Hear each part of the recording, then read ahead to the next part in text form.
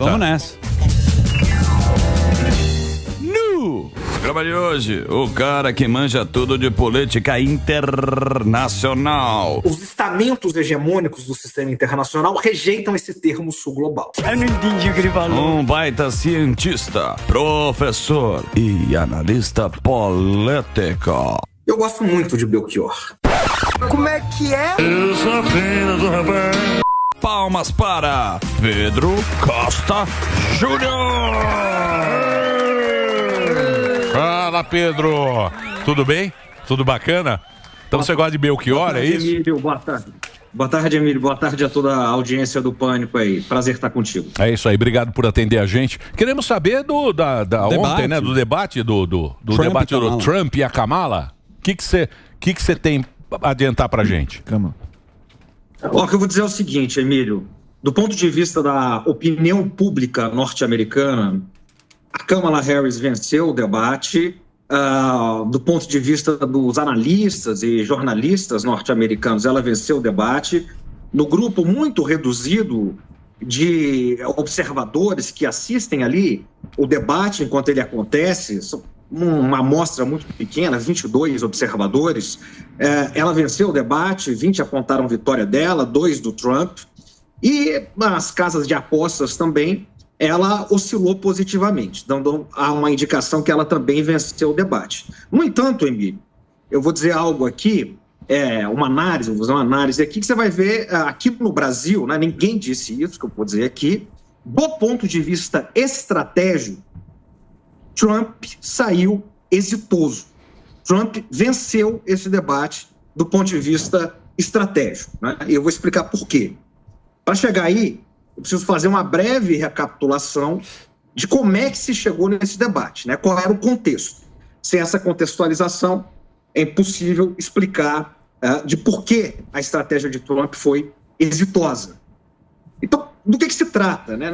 O que nós temos aí, né? Na verdade, essas eleições ela tem uma série de ineditivos, porque se tratam de 2 eleições. De maneira que, se o Trump vencer Kamala Harris, ele terá vencido 2 adversários. Ele terá vencido o atual presidente Biden, que ninguém sabe onde está nesse momento, ele evaporou, né, foi arrebatado, e terá vencido depois Kamala Harris. E se Kamala vencer, por sua vez, ela terá pegado uma eleição completamente perdida dos democratas, com uma série de desastres e barberagens do Partido Democrata, onde a eleição já estava perdida pelo presidente e então candidato, Joe Biden, e vai recuperar isso a ponto de entrar na história e ter vencido o ex-presidente Donald Trump. Então, se a gente dividir essa eleição, nos últimos 12 meses, aí você pega os primeiros 10 meses desses últimos 12 meses, o que nós temos? Nós temos Trump consolidado nas pesquisas. Eu analiso isso aqui diariamente, vencendo de maneira muito expressiva, inclusive no eleitorado em geral, que é onde os republicanos não vencem desde a reeleição de Bush, W. Bush, filho, em 2004. Ele vencia tanto no eleitorado em geral, como no colégio eleitoral, que é o que importa, os chamados swing states, os estados pendulares. Porque nos Estados Unidos são 50 eleições estaduais, e em momento nenhum Biden passava Trump, e pior, dava uma tendência de reverter o sinal. Aí vem o debate acachapante, que tira Biden da disputa, que não dá mais condições para Biden. E logo em seguida, o que nós temos? Nós temos ainda o atentado contra Trump, pela foto apoteótica, hollywoodiana, né, que transforma ele no mártir naquele momento, né, uma coisa muito simbólica. E imediatamente depois, a foto foi num sábado, na segunda-feira, começava a convenção republicana, onde todos os holofotes estavam sob o Partido Republicano, e é onde ali o MAGA vence dentro do Partido Republicano, que é o movimento trumpista, o Make America Great Again. Vence a ala resistente a ele ainda, essa é a foto, né? Os chamados o Never Trump, que era liderado pela Nikki Haley, os chamados neocons, os neoconservadores, os falcões republicanos, que muitos declaram voto em Kamala Harris, isso é muito importante, né? Por exemplo, o ex-presidente Dick Cheney, que foi o ex-vice-presidente, foi vice-presidente do governo Bush, na verdade o grande mentor da chamada doutrina Bush, foi Dick Cheney, declarou que vai votar em Kamala Harris.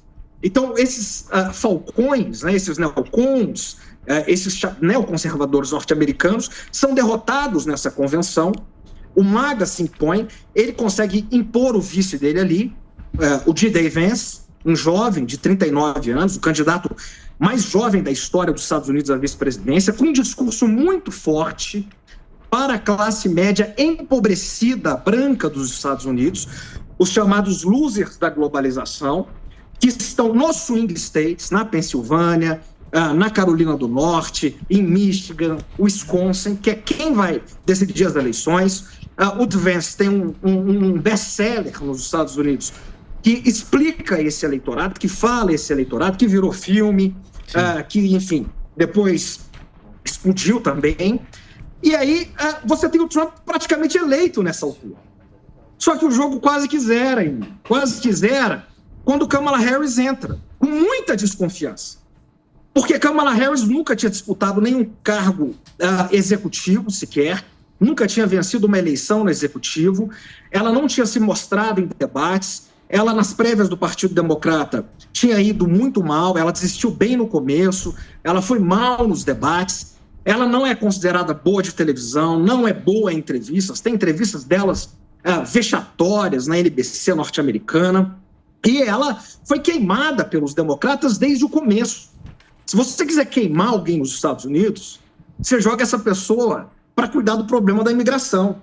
E foi isso que os democratas fizeram. Colocaram ela para cuidar do problema da imigração, que é um problema estrutural, difícil, e que foi catastrófico na gestão Biden-Harris. E que ela foi a responsável, que ela se saiu muito mal, esse problema explodiu lá, é a maior crise migratória, maior do que da época de Trump, inclusive, da história, e que ela demorou muito para visitar as fronteiras, demorou meses para visitar as fronteiras, e ela foi anulada, foi uma vice-presidente anulada, que não teve nenhum papel, não teve nenhuma expressão, não teve nenhum protagonismo na vice-presidência. Segundo as pesquisas, né, desde que essa medição é auferida, ela é a vice-presidente mais impopular da história dos Estados Unidos. No entanto, desde que ela foi anunciada, ela viveu uma espécie ali de procissão de boas notícias, de boas novas, e foi se consolidando. Veio a Convenção Democrata, ela conseguiu unir aparentemente ali os bastiões do Partido Democrata, ex-presidente Clinton, ex-primeira-dama e secretária de Estado e senadora Hillary Clinton, o ex-presidente Obama, a ex-primeira-dama Michelle Obama, e ela foi unindo Nancy Pelosi, que é quem controla os bastidores do Partido Democrata, que é quem de fato entrou para a desistência de Biden, ela tirou Biden da jogada, Chuck Schumer, que é o líder do Senado no Partido Democrata. Então ela foi unindo o Partido Democrata nesse momento, né? E foi tendo uma renovação, né? Qualquer coisa além que Biden era melhor, uma candidata mais jovem, 18 anos e meio, mais jovem, que apresentava mais leveza, que apresentava uma coisa do novo, né? Sem ser exatamente o novo, porque ela é continuidade, e ela começou a reagir nas pesquisas. Isso foi o mais importante. E chegou a ultrapassar Donald Trump. E Trump, que vivia uma eleição consolidada, ficou para trás. Mas ela ainda não tinha sido provada de fato e de efeito. Ela não havia sido provada. Essa é o ponto, né? Depois ela passou por uma entrevista na CNN, com muitas generalidades, também não foi testada, né? E agora, finalmente, ela foi testada no debate. Então, nós chegamos hoje, nesse debate, com esse cenário. Pós-momentum Kamala também. Porque antes, houve um reequilíbrio nas pesquisas, onde o Trump e Kamala passaram a estar mais equilibrados novamente. Então, sem favoritos, numa eleição muito disputada, que vai ser decidida na fotografia, que vai ser decidida cabeça a cabeça, voto a voto, por um número ínfimo de pessoas, de 60 a 100 mil eleitores, cerca de 80 mil eleitores, em meia dúzia de estados pendulares, onde esses candidatos estão falando. Então, por isso, eu vou entrar aqui agora, se você me permite, Emílio, porque senão eu vou falando, eu vou analisar por que a estratégia de Trump saiu bem ontem. Sim, eu peço só que você resuma, que a gente está com pouco tempo aqui para entrar muito no assunto. Se desse para você resumir aqui, que eu estou aqui meio com pouco tempo. Maravilha. O ponto central é o seguinte, né? Do que se trata? Tem uma pesquisa nos Estados Unidos, lançada pelo, digamos, insuspeito New York Times, do ponto de vista trumpista, insuspeito, que aponta que 50% da população norte-americana não considera Trump um extremista, a despeito de tudo que, digamos, o governo dele apresentou e depois, sobretudo, os atentados do Capitólio, que foi um mastro no governo dele, no qual ele é processado por ataques e insurreições, por ser o líder do que aconteceu ali. Ao passo que apenas 42% dos eleitores não consideram Kamala Harris uma extremista. Então, há uma insuspeita, uma extremista no sentido de uma ameaça à democracia.